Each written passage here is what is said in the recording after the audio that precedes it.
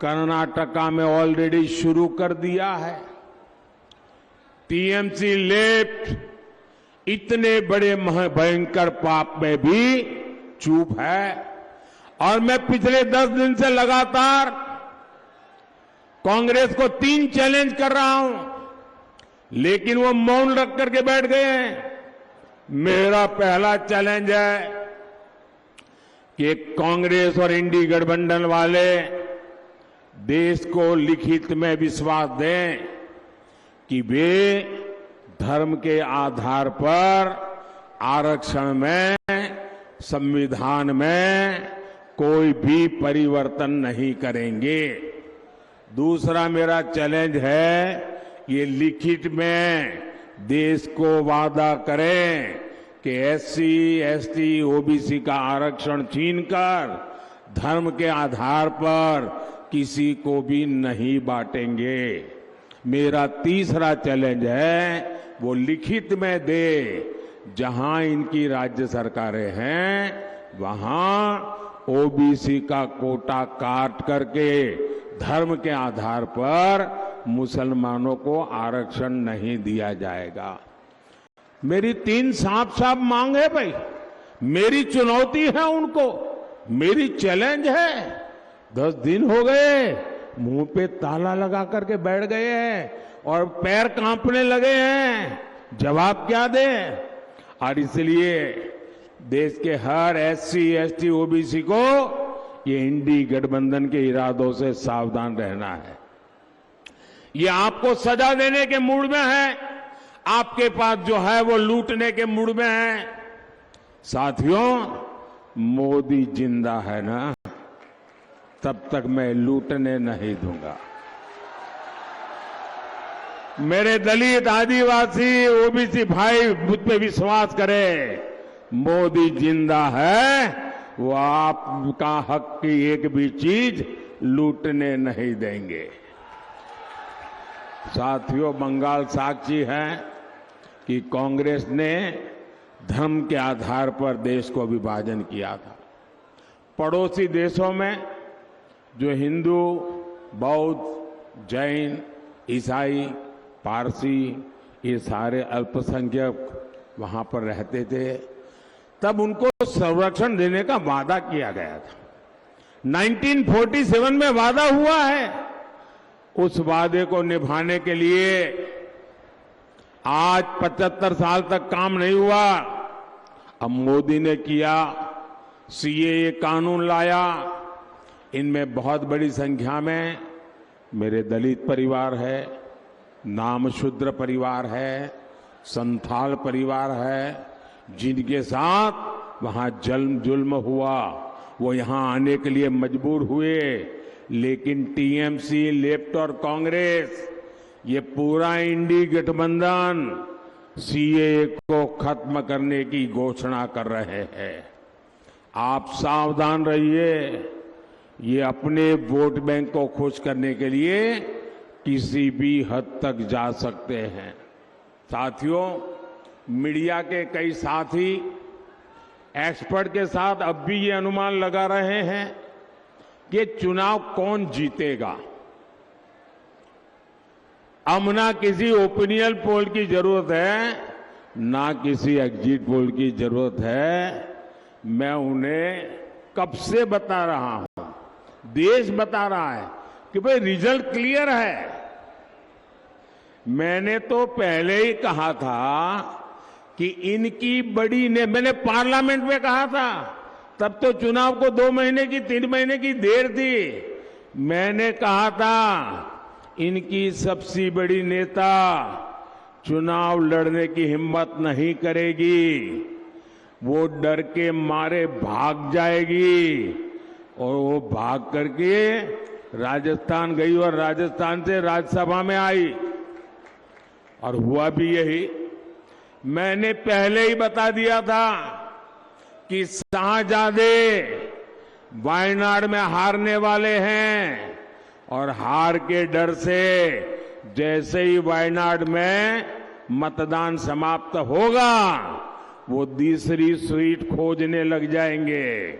और अब दूसरी सीट पर भी उनके सारे चेले चपाटे कह रहे थे अमेठी आएंगे, अमेठी आएंगे, लेकिन अमेठी से भी इतना डर गए, इतने डर गए, वहां से भागकर अब रायबरेली में खोज रहे हैं रास्ता। ये लोग घूम घूम कर सबको कहते हैं डरो मत। मैं भी आज उन्हें कहता हूं और बड़े जी भर के कहता हूं, अरे डरो मत, भागो मत। और आज मैं एक और बात कहूंगा, कांग्रेस इस बार पहले से भी कम सीटों पर सिमटने जा रही है। वो पहले से कम सीटें लड़ रहे हैं तो अपने आप भी कम जाना थल है।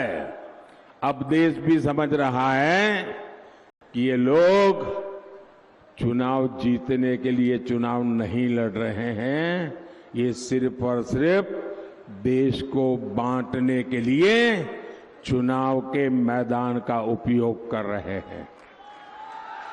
भाई और बहनों, इंडी गठबंधन सिर्फ एक वोट बैंक के लिए समर्पित है, जबकि हम सबका साथ सबका विकास के मंत्र पर काम करने वाले लोग हैं। मोदी ने 10 साल में बंगाल के गरीबों के लिए, दलित आदिवासी पिछड़ों के लिए 38 लाख से ज्यादा पक्के घर बनाए हैं, करीब करीब आधा करोड़। मोदी आज बंगाल के 6 करोड़ जरूरतमंदों को मुफ्त राशन दे रहा है।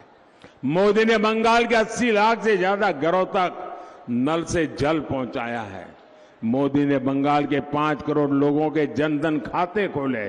मोदी ने पीएम सुरक्षा बीमा योजना अंतर्गत जीवन ज्योति योजना के तहत मामूली प्रीमियम पर गरीबों का बीमा किया। मुश्किल समय में ऐसे गरीबों को अकेले बंगाल में 450 करोड़ रुपए की क्लेम राशि दी गई है। मोदी ने वर्धमान के लाखों किसानों की पीएम किसान सम्मान निधि के तहत करीब 500 करोड़ रुपए इस वर्धमान इलाके में दिए। इसका लाभ यहां जो आलू के किसान हैं उनको मिला है। साथियों, लेकिन मुझे अफसोस होता है कि मोदी के प्रयासों पर टीएमसी हर तरह से डाका डालने पर तुली है। केंद्र सरकार की हर योजना में यहां टीएमसी के तोलाबाज लूटपाट मचा रहे हैं। टीएमसी के तोलाबाजों ने शिक्षकों की भर्ती में लाखों नौजवानों के साथ धोखा किया है।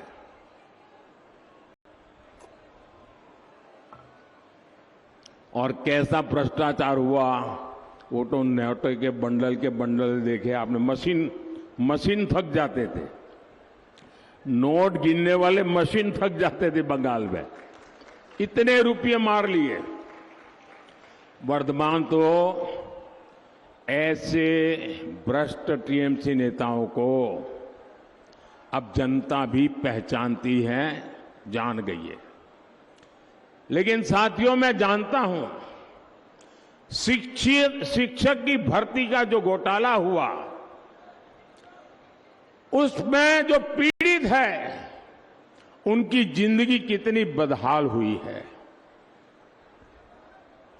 और मेरे अध्यक्ष जी यहां बैठे हैं बंगाल के, मैं उनको एक सुझाव देता हूं कि ये जो शिक्षक भर्ती घोटाला हुआ है, लेकिन उसमें बहुत निर्दोष लोग भी हैं जो सचमुच में शिक्षक की नौकरी के हकदार है। ये बाकियों के पाप के कारण ये निर्दोष लोग भी मुसीबत में गिर गए हैं। मैंने पश्चिम बंगाल के हमारे बीजेपी के अध्यक्ष से कहा है कि हम पार्टी के तौर पर ये जो शिक्षक भर्ती में जिनकी नौकरी गई है उसमें नेक ईमानदार लोग हैं, हम उनकी मदद कैसे कर सकते हैं। मैंने बंगाल बीजेपी से कहा है कि प्रदेश स्तर पर एक लीगल सेल और एक सोशल मीडिया प्लेटफॉर्म बनाया जाए। इससे उन लाभार्थियों को मदद होगी जो डॉक्यूमेंट्स सही होने के बाद भी इस घोटाले के शिकार हुए हैं। बीजेपी ऐसे अभ्यर्थियों को कानूनी सहायता भी देगी और उन्हें न्याय दिलाने के लिए पूरी ताकत से काम करेगी। हम ईमानदार के साथ खड़े रहेंगे और मेरा बंगाल यूनिट भले चुनाव चलता रहे लेकिन ये काम करेगा और जिन शिक्षक ईमानदार शिक्षक जिन्होंने भ्रष्ट किया है वो सजा भुगतेंगे। लेकिन बहुत ईमानदार लोग हैं जिनके पास सच्ची डिग्री है, इन दिनों वो भी फंस गए हैं। जो सच्चे लोग हैं उनको न्याय के लिए हमारा पश्चिम बंगाल काम करेगा, ये मोदी की गारंटी है। टीएमसी के तोलेबाजों की मनमानी नहीं चलने दी जाएगी। टीएमसी तोलाबाजी चलते देबो ना, एटाम मोदी गारंटी। हर लूट की हर घोटाले की जांच होगी, जरूर होगी। साथियों, बंगाल के विकास के लिए आपको हर बूथ पर बीजेपी को जिताना है। वर्धमान पूरब से हमारे साथी असीम कुमार सरकार जी और वर्धमान दुर्गापुर से मेरे बहुत निकट साथी भाई दिलीप घोष, इनको विजयी बनाना और इनको मिलने वाला हर वोट मोदी की शक्ति बढ़ाएगा, मोदी को मजबूत देगा। उनको दिया एक एक वोट सीधा मोदी के खाते में जाएगा। तो ज्यादा से ज्यादा मतदान कराएंगे, पोलिंग बूथ जीतेंगे। सुबह 10 बजे के पहले मतदान हो जाएगा, पक्का हो जाएगा। अच्छा, मेरा एक और काम करेंगे, हाथ ऊपर करके बताइए, करेंगे? सबके सब करेंगे। यहां से जाने के बाद घर घर जाना, सब परिवारों में जाना और कहना मोदी जी आए थे और मोदी जी ने सबको जय श्री राम कहा है। बोलिए भारत माता की, भारत माता की, भारत माता की। बहुत बहुत धन्यवाद।